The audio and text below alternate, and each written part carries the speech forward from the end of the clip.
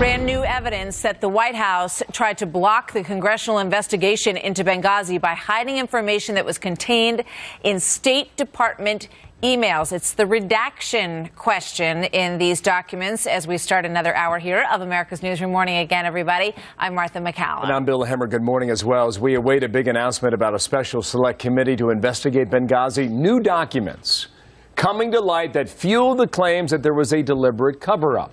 We're now finding out that materials provided to Congress were more heavily blacked out than versions released through the federal courts. And our chief intelligence correspondent, Catherine Herridge, live on that in Washington. So far, what can you figure out and find out, Catherine?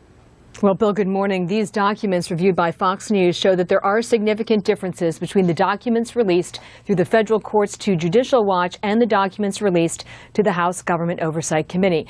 These emails are from September 14th, 2012, and are part of the email chain in advance of Susan Rice's Sunday show appearances, where she linked a video to the Benghazi attacks.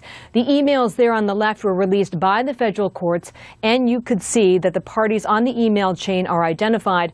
The documents there on the right were those released to the Government Oversight Committee, and you can see that the names, the addressees of that email have been redacted. Also, this was originally an unclassified email that was retroactively classified. What we don't know is whether this is a pattern seen throughout those 3,200 pages that were released to the Hill, which staffers there are still reviewing, Bill. And the administration's response, Catherine?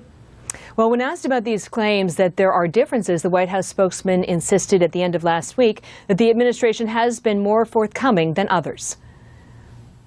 We have, again, in a rather unprecedented way, provided documents that normally White Houses and administrations have not or would not provide because they were being mischaracterized. And the State Department insisted there was no effort to slow walk the release of these emails. The notion that we are somehow deliberately doing any of that is just false. We've produced tens of thousands of documents. We've done 9 hearings, 46 briefings. Everything we've seen come out in these document releases and on the Hill has underscored the exact same set of facts as we talked about yesterday about what happened in Benghazi and what happened since. Both sets of emails, those released to Capitol Hill and also those released to Judicial Watch, were released in mid-April.